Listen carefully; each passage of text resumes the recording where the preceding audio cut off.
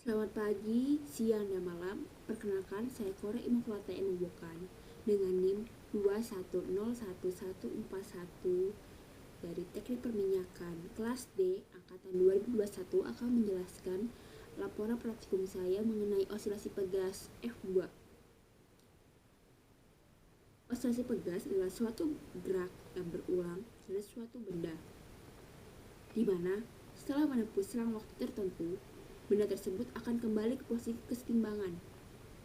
Getaran terjadi akibat gaya elastis pegas yang memenuhi hukum Hooke. Dalam praktikum ini, diminta untuk mencari periode dalam satu getaran dan diharuskan mencari beberapa data. Setelah itu kita mencari grafik linear dalam periode dan periode kuadrat dan juga mencari gradien dari grafik. Metode yang dipakai adalah path simulation untuk mencari periodenya dan Microsoft Excel untuk memasukkan datanya. Dari pendahuluan, perkembangan ilmu pengetahuan dan teknologi saat ini sangatlah membantu dalam melakukan kegiatan sehari-hari. Misalnya pada saat melakukan praktikum kali ini, yaitu tentang osilasi pegas yang mana sering atau dapat dijumpai di lingkungan sekitar. Banyak sekali contoh-contoh nyata osilasi dalam kehidupan manusia, yang mana contoh penerapannya yaitu seperti pada pergerakan kipas angin yang ke kiri dan ke kanan. Gerakan diberikan ketika memainkan ayunan, bandul jam, yang juga bergerak ke kiri dan ke kanan. Osilasi adalah gerakan ke kiri dan ke kanan, ke atas dan ke bawah, atau ke depan dan ke belakang pada selang waktu dan lintasan yang sama, atau kata lainnya gerak bolak-balik di sekitar titik keseimbangan. Dasar teori yang saya pakai adalah hukum Hooke, di mana F sama dengan min K dikali X, dan hukum kedua Newton, yaitu gaya sama dengan massa dikali percepatan. Metode percobaannya adalah seperti berikut. Buka link path simulation mesh and spring dan memilih lab dan pilih seperti gambar ini. Bikin dampingnya 0 dan gravitasi buminya 9,8 meter per sekon kuadrat.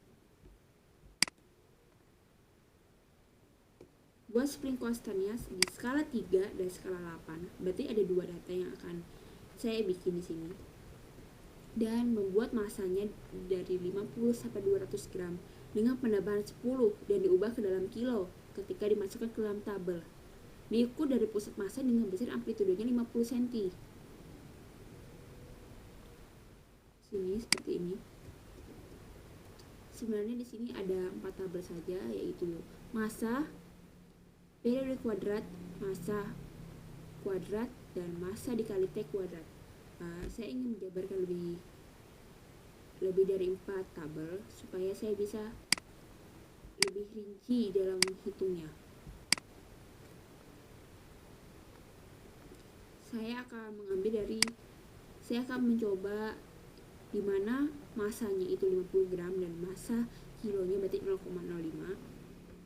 Saya akan mencari periodenya dalam satu getaran dengan spring constantnya 3. Seperti ini. Sudah saya atur ini semuanya. Jangan lupa penggaris sama stopwatchnya dikeluarkan. Saya akan menariknya sampai di 50 cm dan saya akan melepasnya dan saya akan menghitung dalam satu periodenya, dalam satu getaran maksud saya. Yang saya dapatkan adalah 0,57 periodenya ini dalam satu getaran, dimana masanya 50 gram dan spring constantnya tadi adalah 3. Di sini saya mendapatkan percobaan kemarin adalah 0,58, tidak jauh beda dengan 0,57. Setelah itu saya akan mengkuadratkan T-nya dan saya akan mengkuadratkan M-nya dan saya akan mengalihkan M dan T kuadratnya seperti ini dari 50 sampai 200 dengan penambahannya 10. Dan diminta untuk mencari grafiknya, di mana grafik periode dan grafik periode kuadrat. Berarti ini ada dua grafik di dalam satu skala. Ini grafik di skala 3, grafik periode di skala 3, di mana X-nya itu adalah masa dan Y-nya adalah periode. Ini yang saya dapatkan, saya membuatnya di Excel. Dan ini adalah grafik di mana X-nya itu masa dan Y-nya adalah periode kuadrat. Ini saya juga membuatnya di Excel. Sama seperti di skala 3 tadi, di skala 8 saya juga membuat 6 tabel, seharusnya 4. Saya menyebarkan lebih banyak supaya saya bisa lebih teliti lagi. Saya akan mencoba lagi di mana masanya 50 gram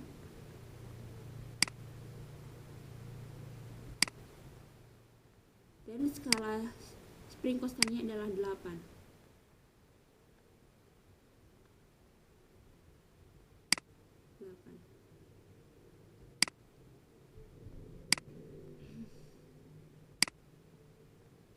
Saya akan menariknya sampai 50 dan melepaskannya, dan saya akan menghitung dalam agak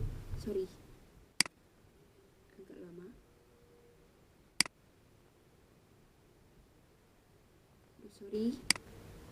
Maaf, pergerakan jari saya agak lambat.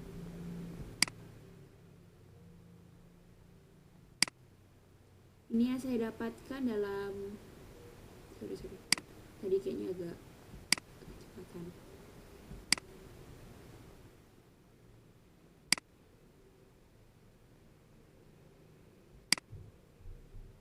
Ini adalah periodenya dalam satu getaran, di mana masanya 50 gram dengan spring constantnya 8. Yang saya dapatkan kemarin adalah 0,45. Yang tadi adalah 0,44. Tidak jauh beda.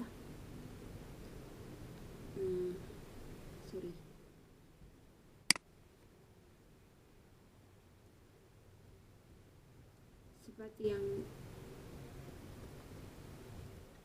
ada prosedur, kita akan membuatnya sebanyak 16 data dari 50 sampai 200.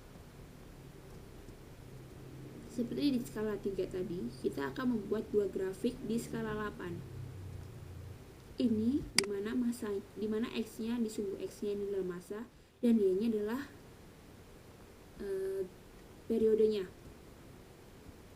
Sama seperti ini, dimana sumbu X-nya adalah masa dan Y-nya adalah periode kuadrat. Saya juga membuatnya semuanya ini tabel-tabel dan grafik-grafik yang di Excel. Pembahasan menggunakan aplikasi PET, kita bisa mendapatkan periode dalam satu getaran.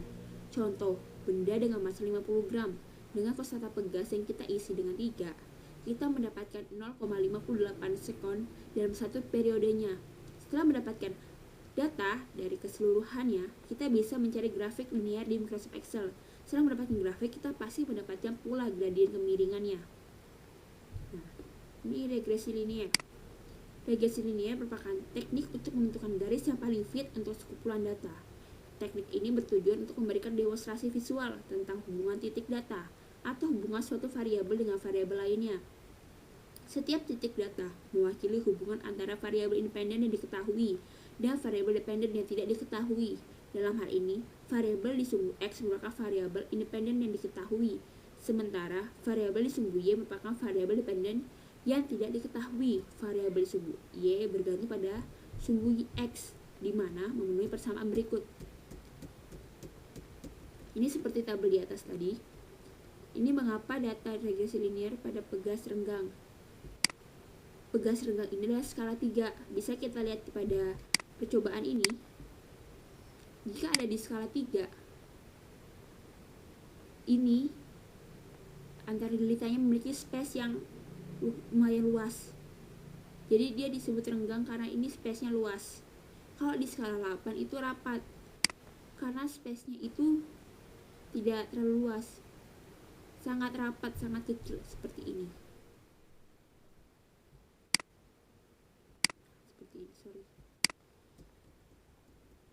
Seperti ini data-datanya. Ini saya bagi belakang juga.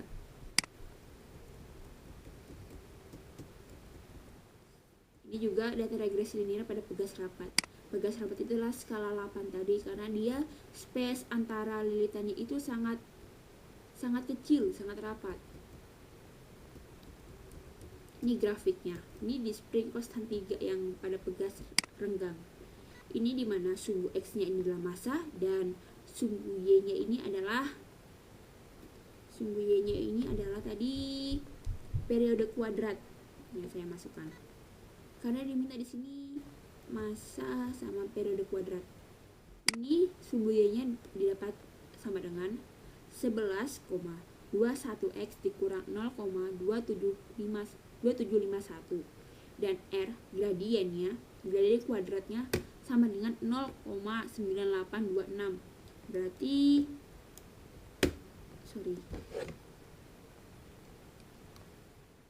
Berarti R-nya itu gradiennya 0,991.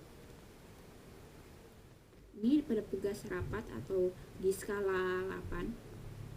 Sama kayak tadi, X-nya ini adalah massa dan Y-nya adalah periode kuadrat. Berarti yang kita dapatkan Y sama dengan 9,63 Y sama dengan 8,6398 X dikurang 0,2919. R kuadratnya, gradien kuadratnya 0,9906 atau R-nya sama dengan 0,995. Baik. Kesimpulan dari laporan ini, massa benda itu mempengaruhi periode getaran pegas. Hubungannya adalah semakin besar massa, maka semakin besar pula waktu yang diperlukan. Periode pun semakin besar. Massa dan periode itu berbanding lurus. Massa benda berpengaruh terhadap kostata pegas. Massa semakin berat, maka kostata yang diperoleh akan semakin kecil. Faktor yang mempengaruhi nilai kostata adalah jenis bahan, diameter pegas, dan jumlah lilitan pegas. Semakin besar nilai kostata pegas, maka periodenya semakin kecil. Saran yang saya berikan di praktikum ini itu, sebaiknya untuk lebih teliti dalam menghitung periode dalam satu getaran, sebaiknya untuk lebih memahami lagi mengenai pembuatan grafik melalui Excel, sebaiknya untuk lebih teliti dalam memasuki data. Baik, itu saja yang bisa saya jelaskan pada laporan praktikum yang saya buat ini. Mohon maaf bila ada kesalahan kata atau kekurangan info. Terima kasih.